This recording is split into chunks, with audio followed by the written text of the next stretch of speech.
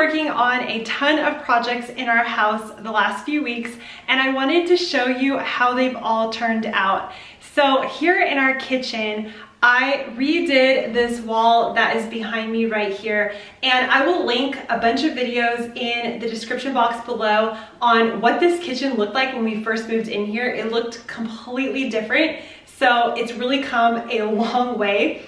But this wall was always really boring and bland, and I decided to add a beadboard detail down here and painted this bright mint color.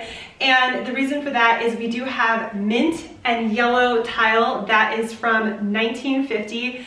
So I thought I would just tie this wall in with the rest of this kitchen. And I thought I might actually add some more mint details here and there. Eventually our plan is to gut this whole entire kitchen and redo it, but we feel that that's going to be more of a 5-year timeline. So until then, we're just going to embrace the 1950s feel and go with that. And this beadboard was super easy to install. My husband and I worked on it together, and I painted the whole thing. And as you can see in my last video, which I will also link, I started with a blue tinted color, and I ended up not being happy with that because it didn't match the mint color as well. So I really, like I said, want to embrace that 50s style. And then my goal is to get maybe a clock or some kind of fun retro piece of art for this wall eventually, and I'll do that through vintage stores or thrift stores. I've also had quite a lot of people suggest to paint this white. I haven't done it yet. It's not as dark in real life as it looks on the video. This is the color it looks like in real life. I also had a question about the beadboard coming over the baseboard, and my husband said the technical way would be to remove this and put this down and put the baseboard over it, but because ours was about flush, we decided to do it the quick way and just butt it right up to that. Another project we had worked on for quite a long time, I think this took us about 2.5 to 3 months, was this wall that we decided to build. Before, this was a closet that looked like it belonged in a bedroom, and my husband built it out and insulated this wall and made us a media wall. And I will link his video down below on how he did this, but this made a huge change in this living room, and I feel this is a real focal point in our house now. When you walk in from the front door, this is the first thing you see, and it has just changed the whole feel of our house. And I had wanted to do a big reveal in this room, but I'm having to do everything in stages because I just can't find certain things. For instance, I would like a new rug in here, but for now we're sticking with this because I want to wait and get exactly what I truly love and think would work the best in this room instead of rushing and getting something that I may not like in the long term. The first thing we did was switch the couch so it's now facing into the room instead of facing out of the room. And I've hung a plant back there on the wall, and I've also put a plant there.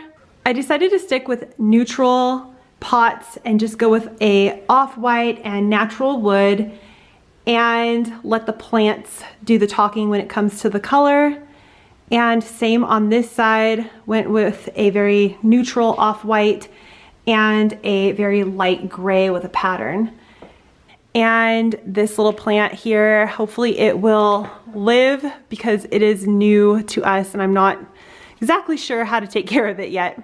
I love the idea of white couches, but these two chairs right here have made me realize that's probably a bad thing for us right now in our lives with very young children. These chairs are a very light gray color, and or maybe beige you could say, and I've just put blankets on them for now because the feet just do not stay off the couch, and that's just the life we're living right now. And also for my sanity, I went with a couch where the pillows cannot come off and it's way more structured, and I am super happy with this. It may not be the most stylish looking couch, but it is so practical for where we are in our lives right now. And I have to say, I've never had a couch where the seat reclines, and on this one, the ends both recline, and that is awesome. So now I completely understand when people have reclining couches. It is so much more comfortable to be able to lay back and enjoy your relaxing time even more. While I love to have a somewhat stylish home, I feel that practicality and comfort always outweighs being stylish, in my opinion. We do have some future plans for this room. So right here, we have this wall. These doors actually open, and they're really old, original, heavy-duty glass. They're not tempered glass. So our idea is to take those doors out and put in windows, because I don't feel we need to have people trekking through the middle of our living room to get outside.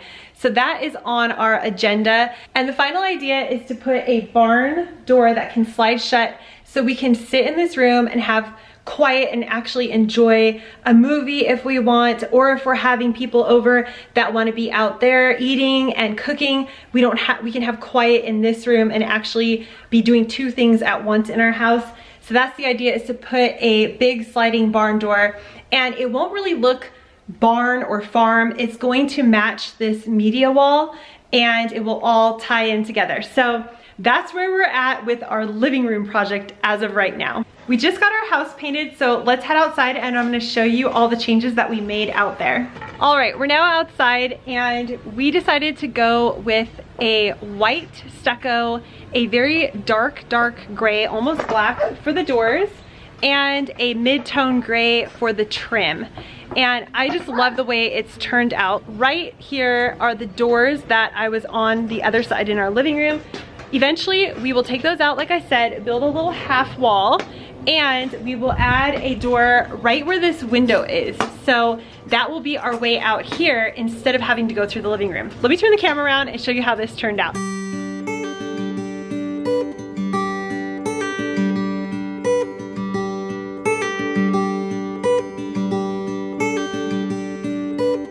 My husband Grant made these little planters, and I think they look so cute and pop with the white behind them.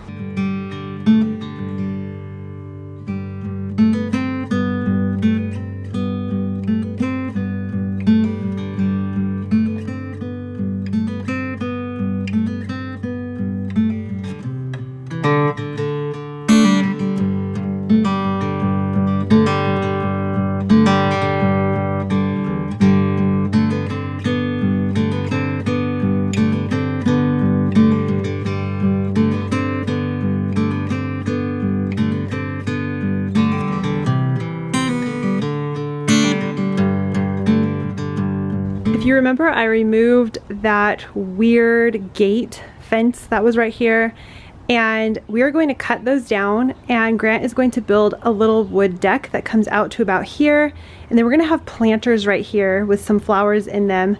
And then of course we'll probably get a little place, like a couch that can be outside to sit on instead of this little table and chairs, which we'll probably move those to the backyard.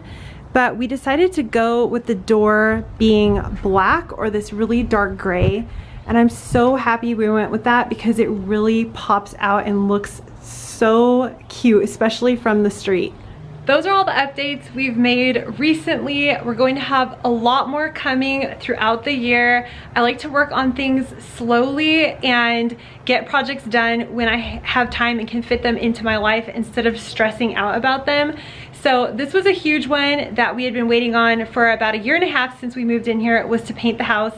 Next on our list is to get gutters around the whole house, and then work on installing those doors and fixing and switching some stuff out. I have all of these projects over on my husband's channel, Wood Guru, so I will link that down below. Thank you so much for joining me today, and I'll see you in the next video. Bye.